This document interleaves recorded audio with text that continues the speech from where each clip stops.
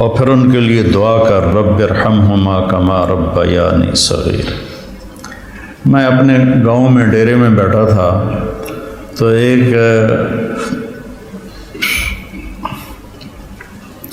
شخص میرے پاس ہے اپنے بیٹے کو لے کر، رحم دین اس کا نام تھا، فوت ہو گیا۔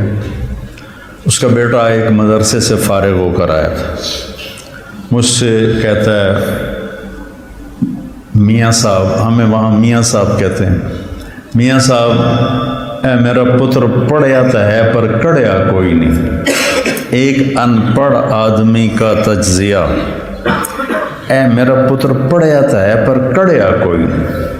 دودھ جب کاڑا جاتا ہے نا تو وہ ملائی آ جاتی ہے اور وہ ذرا گاڑھا بھی ہو جاتا ہے، مزیدار بھی ہو جاتا ہے۔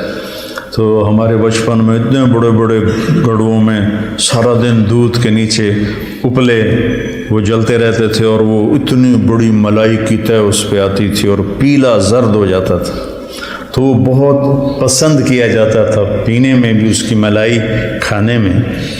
تو جو آدمی ایک اچھے کردار والا بن جاتا تھا تو اسے کہتے تھے میاں کڑے ہویا ہے۔ اب سمجھ گئے یہ مثال؟ اے میرا پتر پڑھے آتا ہے پر کڑیا کوئی نہیں۔ میں کہا کیوں ہے کہ ہم تو ماں پیو نال گل کرن دا ہی ول نہیں، ہم اسے تو یہ نہیں پتا کہ ماں باپ سے بات کیسے کرنی، اتنی بدتمیزی سے بولتا ہے۔ تو یہ مٹی تے سو پڑھ کے آیا، تو میں تم سے یہ نہیں چاہتا ہوں کہ تم جاؤ تو تمہارے ماں باپ کہیں پڑھ آتا ہے پتر پر کڑیا کوئی نہیں۔ تم اپنے ماں باپ کے سامنے وخفض، جھک جاؤ، لہما جناح الذل من الرحمہ، محبت سے، جبرن نہیں، محبت سے، اور دل سے یہ دعا کرو رب ارحمہما کما ربیانی صغیر۔ جب سے میرے ماں باپ فوت ہوئے، 88 میں میرے والد فوت ہوئے، میں نے 10 نفل شروع کیے ان کے لیے۔ 2001 میں والدہ فوت ہوئی، اب ان کو بھی 20 سال ہو گئے، 21 سال۔ میں دونوں کے لیے 20 رکعت نفل روزانہ پڑھتا ہوں۔ میں بیمار ہو جاؤں تو الگ بات ہے، سر میں درد ہلکا پھلکا ہو تو میں پڑھتا ہوں، شدید ہو جائے پھر رہ جاتا ہوں۔ تو میں 1000 نفل بھی روزانہ پڑھوں تو میں والدین کا حق ادا نہیں کر سکتا۔ ایک شخص آیا، حضرت عبید اللہ بن عمیر تابعین میں سے ہیں، کہ جی میں نے خراسان سے اپنی ماں کو کندھے پہ بٹھایا اور مکے تک لا کے سارا حج اس کو اپنی کمر پہ بٹھا کے کروایا، میں نے ماں کا حق ادا کر دیا۔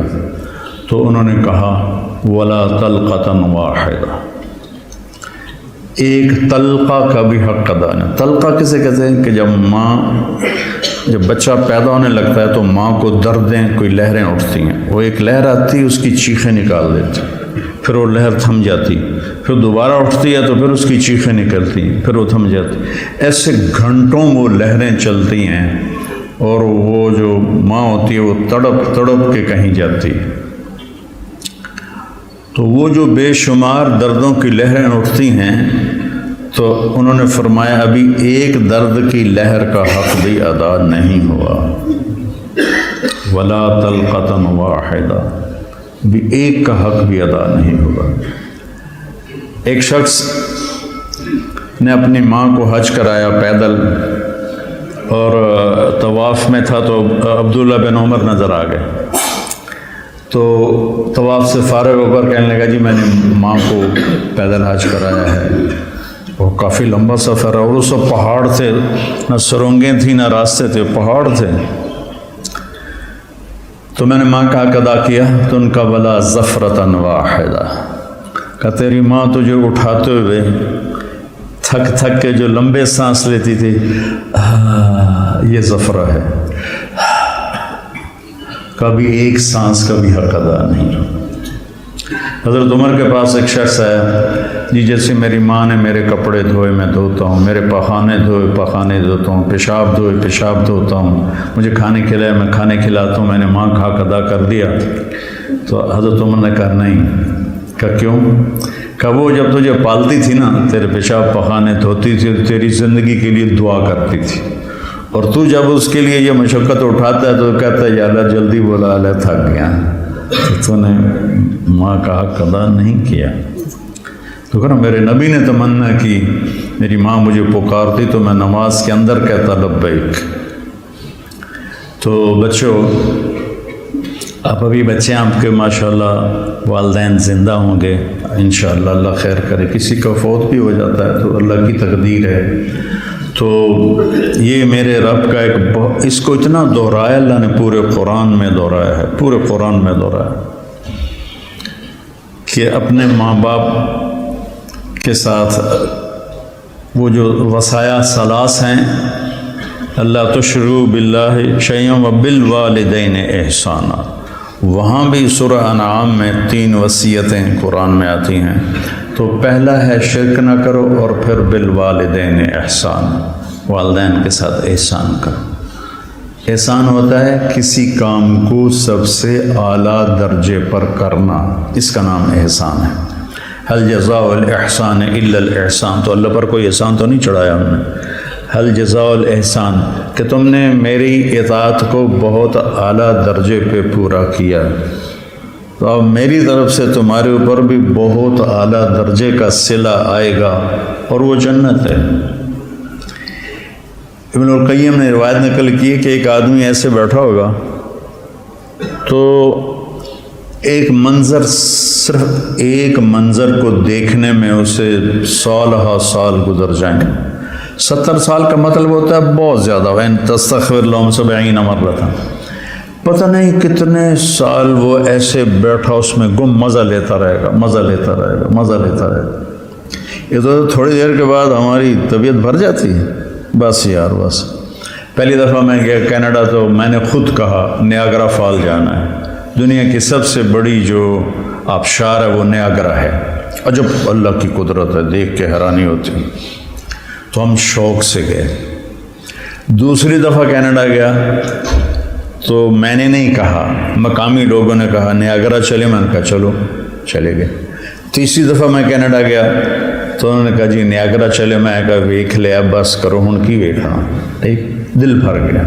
جنت میں ایسا نہیں ہوگا، ہر لمحے سما بدلتا جائے گا، ہر لمحے۔ هل جزاء الاحسان الا الاحسان، تو لہٰذا اس میں گم ہو کے مست ہو جائے تو اللہ کہیں کہ میرا بندہ ایک ہی چیز میں گم ہو گیا، اسے کوئی اور مزہ کراؤ، اسے کوئی اور مزہ کراؤ، تو ایک دم اس کے کندھے پہ ہاتھ لگے گا ایسے، جو یوں مڑ کے دیکھے گا تو ایک لڑکی ہوگی اس کو دیکھتے پورا یوں مڑ جائے گا، وہ کہے گی امالک فینا من رغبت، آپ کو ہماری کوئی ضرورت ہے؟ میں قربان جاواں، ضرورت تو بڑی ہے۔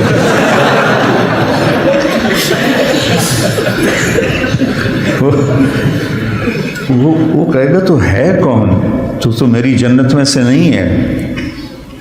تو وہ کہے گی انا من اللواتی قال اللہ تعالی ولدینا مزید، میں ان میں سے ہوں جن کے بارے میں تیرے رب نے کہا ہے صرف ایک دفعہ دینے کے بعد بس نہیں کروں گا، ولدینا مزید، دیتا ہی جاؤں گا، دیتا ہی جاؤں گا، دیتا ہی جاؤں گا۔ هل جزاء الاحسان الا الاحسان، تو وبالوالدین احسان کہا ہے، خدمت نہیں کہا، اچھا سلوک نہیں کہا، سب سے اعلیٰ درجے کا جو سلوک تم کر سکتے ہو کرو۔ میرے والد تبلیغ کے مجھے گھر سے نکالا تو قائل کیسے ہوئے؟ جب میں رائمنڈ سے آتا تو ان کو جسمانی خدمت کرتا تھا، حالانکہ نوکر ہوتے تھے، دبانے والے، تیل لگانے والے، سارے کام کرنے والے، لیکن جب وہ رات کو لیٹتے تو میں نوکروں کو بھگا دیتا اور میں اکیلا ان کو دباتا تھا، اوپر ان کے سر میں تیل لگاتا تھا۔ اس خدمت نے ان کے دل کو رام کر دیا، کیونکہ پہلے میں ذرا گستاخ تھا، بدتمیز تھا۔ تو گھر میں جو دعوت ہے وہ اخلاق سے چلتی ہے، وہ یہ نہیں کہ آپ بیوی کو بٹھا کے دعوت دینا شروع کر دو گے، بیگم دنیا فانی ہے،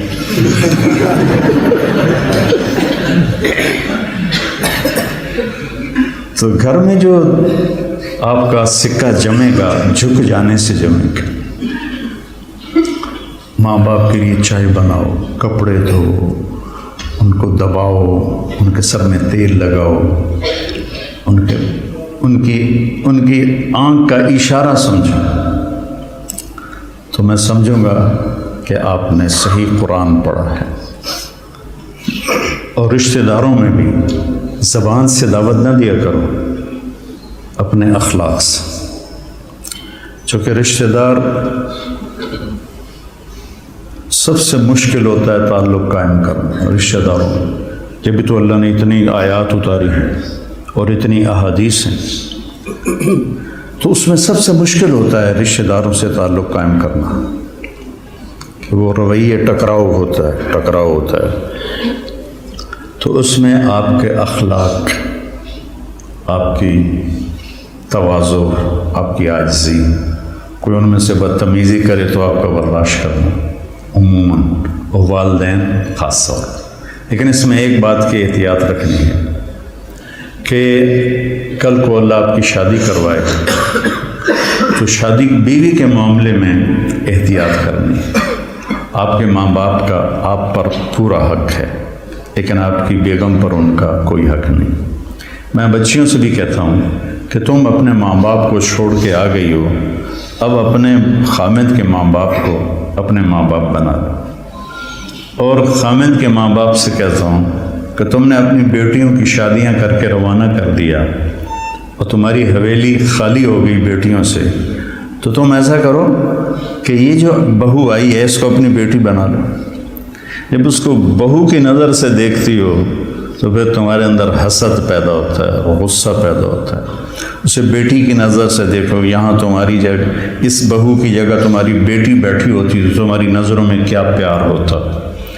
جب بیٹی کو تم نے روانہ کر دیا ہے، اب پیچھے یہ تمہاری بہو آ گئی ہے، تو اس کو وہی نظر دو جو اپنی بیٹی کو دیتی تھی، تو گھروں میں خوشیاں. تو ماں باپ کا تمہاری بیوی پر کوئی حق نہیں ہے. لیکن میں نصیحت کرتا ہوں بچیوں کو کہ خامد کے ماں باپ کو عزت دو، ان کی خوشی سے خدمت کرو. اگرچہ تمہارے ذمے نہیں، لیکن کرنا تمہارے لیے اجر و ثواب کا باعث ہے. اور بچی کے ماں باپ سے کہتا ہوں، دیکھو پوری ہدایہ جیسی کتاب میں بھی ساس کا کوئی حق نہیں لکھا ہو. ساس سسر کا کوئی حق لکھا، باب الخواخ ہے کوئی؟ کیوں جی مولوی زبیر صاحب، باب الخواخ کوئی نہیں. خامد اور بیوی کے حقوق، اولاد کے حقوق. تو میری ذمہ اپنی ماں باپ کی خدمت ہے. میری بیوی خوشی سے تیار ہو جائے تو اس کا احسان ہے، اس کی نیکی ہے. زبردستی کر کے میں کروں ورنہ میں تجھے نکال دوں گا تو یہ ظلم ہے. ماں باپ کے کہنے پہ طلاق نہیں دینی. طلاق دے دو بڑی نافرمان ہے. اپنی بیٹی کے لیے کہتے ہیں وہیں رہو، وس کے رہو ساڑھے کو نامی، اور بہو کو کہتے ہیں طلاق دے دو اسے، کسی کی بیٹی ہے. تو اس میں اعتدال کا راستہ اختیار کرنا یہ آپ لوگوں کے ذمے ہے. اور جب بھی بیوی کی تمہیں شکایت سننے کو ملے، پہلے تحقیق کرنا پھر کوئی بات کرنا. عموماً شکایتیں غلط ہوتی ہیں. ایک ہماری رشتے میں پڑنانی تھی، رشتے میں مجھے ابھی پتہ ہی نہیں کہ وہ میری کیا لگتی تھی. تو وہ آئی میری نانی کے گھر، تو اندر پردیاں نال اس کی بہو پیچھے آ رہی تھی. میری نانی نے لیا، تو میرے کو پوچھنا ہے اے تھوڑا رنگ پیلا کیوں ہو گیا ہے. یہ انہوں سمجھا رہی ہے کہ تو میرے کو پوچھنا تھوڑا رنگ پیلا کیوں ہو گیا ہے. اچھا وہ میری نانی کا ان سے کوئی بانجی بھتیجی کا رشتہ تھا، تو انہوں نے کہا جی ٹھیک ہے جی نانی جی. وہ پیچھو بہو آ گئی، سلام دعا کے بعد وہ کہنے لگی خالہ جی تھوڑا رنگ بڑا پھیکا پہ گیا. ہاں نہ دودھ پلائندی ہے نہ چاہ پلائندی ہے نہ انڈے کھوائندی ہے نہ روٹی دا پوچھدی ہے نہ پانی دا پوچھدی ہے. اگو وہ بھی تھی یہ کودے 9 تو وہ کودے 13 سی کا بھائی بگھیرا یہ کودے 9 تو وہ کودے 13. اگو اس نے بھی لے لیا ہاتھوں ہاتھ ہر شے کھا جانی ہے تو علی پہ آنی ہے میں تین کچھ نہیں پوچھنی ہے. تو بیٹا یہ ایک زندگی ہے جو میں کوشش کرتا ہوں کہ آپ وہ زندگی سیکھیں. کیف عاملہم بھی اسی لیے نصاب میں داخل کی کہ آپ کو پتہ چلے کہ زندگی گزارنی کیسے. اللہ نے شروع سے مجھے ایک بڑی فیملی میں پیدا کیا. بچپن سے نوکروں کی بہتات. میری شادی ہوئی ٹھیک ہے. میری بیوی فیصل آباد سے اور اس وقت دیہات کچی سڑکیں 83 میں بجلی بھی اس وقت کوئی نہیں تھی. وہ بیچاری گھبرائی ہوئی اس سے ایک ہماری جانگلی زبان اسے سمجھ میں نہ آئے. وہ یہاں فیصل آباد کی وہ گھبرائی ہو. میں اس کو حوصلہ تسلی کے لیے بڑی ہمت افزائی کرتا. تو پوری ایک کچہری لگی. پھوپھیاں ماسیاں کٹھیاں. اچھا میری ماں کو میرے والد چولہے پہ نہیں بیٹھنے دیتے تھے. زیادہ سے زیادہ یہ تھا کہ وہ جب سالن پک کے آتا تھا تو وہ تقسیم کر دیتی تھی ورنہ وہ بھی نوکرانی کرتی تھی. تو میرے والد یعنی میری ماں کا بڑا احترام کرتے تھے. وہ کہتے تھے نوکر کڑے کس واسطے جے تم ہی چولہے تے جاتے بہ جانا تم چولہے تے نہیں بڑھنا. تو اب یہ میں اپنی آنکھوں سے دیکھ کے پروان چڑھاؤں. 30 برس کی عمر میں میری شادی ہوئی. 30 سال میں نے اپنی ماں کو دیکھا کہ وہ چولہے تے نہیں ہوندی. میری ماں کو روٹی بنانی نہیں آتی تھی. کدی شوق نال بنے دی ادھی دے جاندی ادھی دے جاندی کبھی بنائی جو نہیں. اب مقدمہ ہو رہا ہے. ماں تیری چولہے تے سڑدی پئی ہوندی ہے تے بیوی تیری ٹھک کے منجے تے بیٹھی ہوندی. یہ میرے گھر میں ہو رہا ہے. ماں تیری چولہے تے سڑدی پئی ہوندی ہے تے بیگم تیری ٹھک تے منجی تے بیٹھی ہوندی ہے. میں ہس پیا. میں کہ میری ماں کداں چولہے تے سڑی ہے. میں بھی تھائیں جمیا تھائیں وڈو آیا. میں دسو تو صحیح میری ماں کداں چولہے تے سڑی ہے. یہ ہماری معاشرت ہے. تو اس سے آپ لوگوں نے پرہیز کرنا ہے عدل کرنا ہے.